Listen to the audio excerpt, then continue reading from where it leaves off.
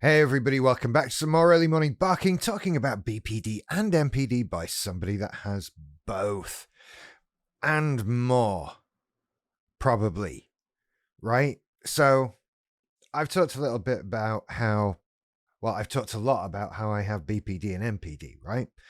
That's fine, and that's sort of what I started the channel for, because when I started the channel, that's what I knew I had, right? As time has gone on, other things have become sort of apparent and obvious, and as I've learned more about, the symptoms and actions of other mental health issues, I've come to start seriously looking at ADHD, mainly because, having undergone treatment for the BPD and MPD, those things affect my life on a very minimal level now. And there's still a lot that has been a problem for years that was sort of not touched by therapy, that has remained as much of a problem as it was years ago to this very day. And so I'm kind of trying to explain that away with ADHD and trying to start the process of being assessed for that on the NHS. This is going to take years, all sorts of things, blah, blah, blah. However, I'm kind of already sick of adding those letters. I don't want any more. And the more I look at stuff, the more I analyze my own behaviors, my own habits and feelings and problems that I go through day to day, the more I start to realize there might be more things there, technically, from a medical mental health standpoint, than even BPD, MPD, and ADHD, right? There are certain things that I do that are a tiny bit autistic, a little bit ASD. There's a few food. Do you know what I was thinking about? There are a few things, and I got mixed up in my brain because one of those things is food aversions, and my brain wanted to say food instead of few. I'm going to leave that in because I think we can all have a jolly good laugh at that. One of those things is food aversions.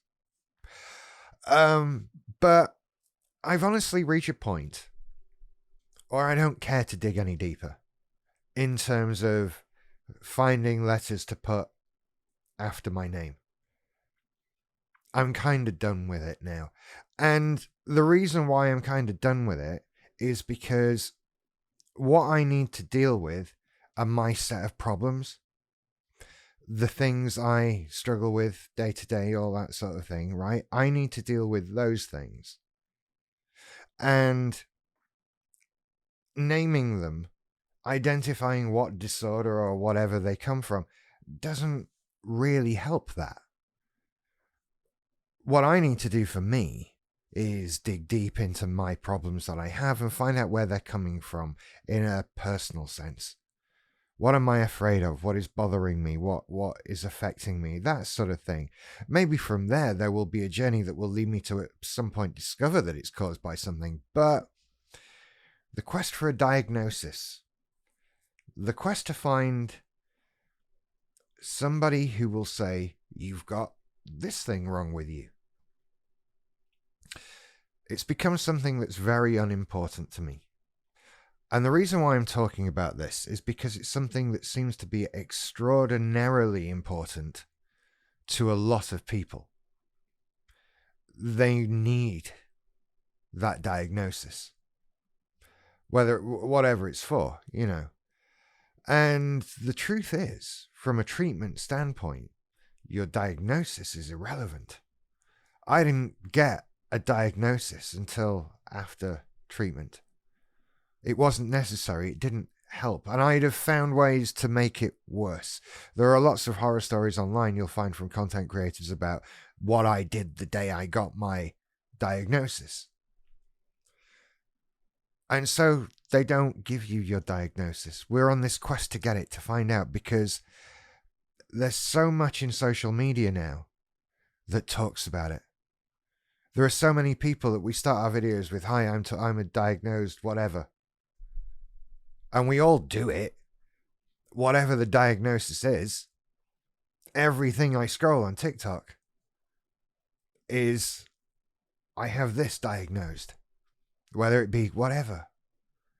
And so I think it puts pressure on people like you to be able to say, yeah, I'm diagnosed with BPD. And I feel like some of you want to go to your doctor and say, I think I have BPD. And then come back to me and say, well, my doctor's disagreeing with me when I told him what's wrong with me. They tend to do that. And my advice is always, don't go to your doctor with a diagnosis. Go to your doctor with what is wrong. Go to your doctor to say how you feel. It's not up to you to diagnose that. That's why they're there. And your GP isn't going to diagnose that either, because they're not a psychologist. They're going to give you a psychological referral. Psychiatric referral. Whatever. Me and words, you know the problems. And so this overemphasis on the diagnosis, gotta have a diagnosis, gotta have a diagnosis. There are a few rare occasions in life where it becomes a necessary thing, right? These are your usually sort of bureaucratic form filling in kind of situations. You need to qualify for this, and in order to qualify for this, you need to be able to say you have that kind of thing. And unfortunately, I think we're people who are disproportionately forced into needing to use things of that nature. And those things of that nature end up being potentially harmful to us. Like for me, seeing my problems written down, even after treatment, was a little bit unnerving. And I'd learned to deal with it. And look, at that point, I'd been making a YouTube channel for 3 years about how I have BPD and MPD. And then suddenly a doctor writes down, you have BPD and MPD. And you look at it and it's weird. And I didn't do that because I wanted to. It's not a qualification. Right? I did that because I had to, for forms, to prove to somebody else. And we damage ourselves to do this. So again, my advice is, if you have to do that, then you have to do this carefully and prepare yourself for it. But you also have to be kind of prepared to not have it, right? I mean, if you want an assessment from a medical professional and you're having trouble getting one, there is always the possibility that they don't think you have BPD or MPD. And it's possible for that to be the case, but you still feel bad. And that you still have, say, some of the markers of BPD, which you should get treatment for, but you wouldn't get a diagnosis for.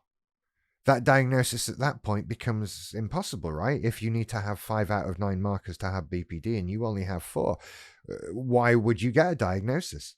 That is officially not having BPD, but you can still have 4 huge problems to deal with day to day. And you need help with those, and you can get help with those, which is why we go and talk about how we feel, what is wrong, rather than what we think our diagnosis is. And so I'm done with the diagnosis. Personally, I have the tools to try and work through stuff, to try and improve myself and work on problems. It's not going to be easy. It's not going to happen quick, but I don't think I need immediate help with that. But if you want a BPD diagnosis or something like that, don't you want help? Don't you want to just be fixed? Isn't that the point? I feel like we want a diagnosis more than we want relief from the things that we're suffering from. And that's no good. The point of this is to heal, to get through this, to not feel like we do anymore. And I think too many people are hung up on getting a diagnosis, and no, therapy, help, DBT, something like that, whatever. That's what we should be striving for, because with good therapy, with good help, it doesn't matter what the diagnosis is.